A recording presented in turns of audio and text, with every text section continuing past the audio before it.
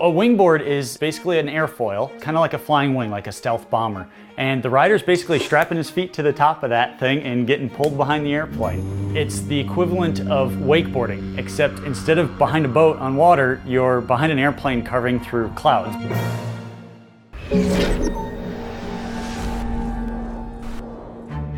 I'm a tinkerer. Since I was a kid, I was the one taking things apart and trying to figure out what I could build from them in the basement. And you know, that just continues to this day. This idea came from a childhood cartoon. The Disney cartoon Tailspin had Cloud Kicker, and he would jump out of the back of the airplane, throw this little board that looks kind of like this under his feet, and then surf the clouds. So the first one started as a piece of paper, and I'd toss it and see how that would work. Once I realized that worked, I started building my foam. Just bought some flat foam. Oh. And from there, we just started scaling up. He's upright. Yeah. Version 5 was the first real rider, human rider, that could make most of the motions that the rider could. But it wasn't quite big enough to get all the safety features into it and to really show that this is going to work in full scale. Parachute attached. That's where we got to where we're at today with version 6, the 40% prototype. The human rider's actually been the biggest design challenge of all this.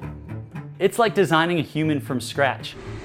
A lot of the problems we've been dealing with are making sure we can balance the rider on top of the board. So this is our analog rider. We affectionately call him James. So you have to make sure all the joints are sized and that all the tension in all the joints is just right, that everything is tight, but it's not so tight that you don't have that give that the human body has.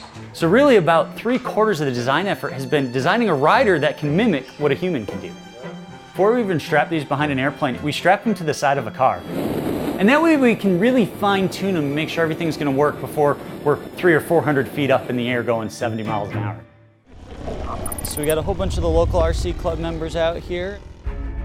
This will be the first public demonstration of the wingboard. So let's go over the flight before we get going. So the way that we're gonna be performing the test tomorrow is we've got a 40% tow plane. Linkage on. Tow plane will accelerate off the ground, the wingboarder will get lift, come off the ground, and they'll just fly right behind each other in formation.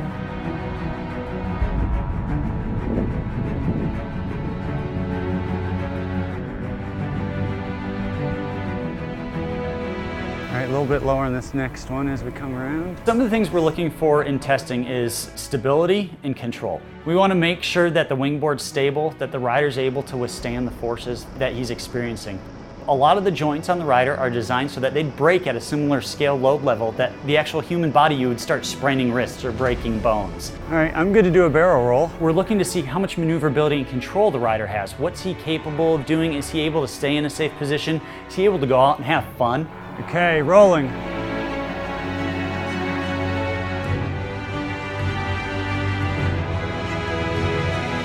That was gorgeous. Where I really trace the wingboard back to is the wingsuit guys. It's aimed at the wingsuit flyers that are bored of jumping off the mountains now and only being able to fly for 60 or 90 seconds. You can fly for as long as your muscles are gonna let you. That's gonna be the limit now. All right, we're gonna be popping the chute on this pass.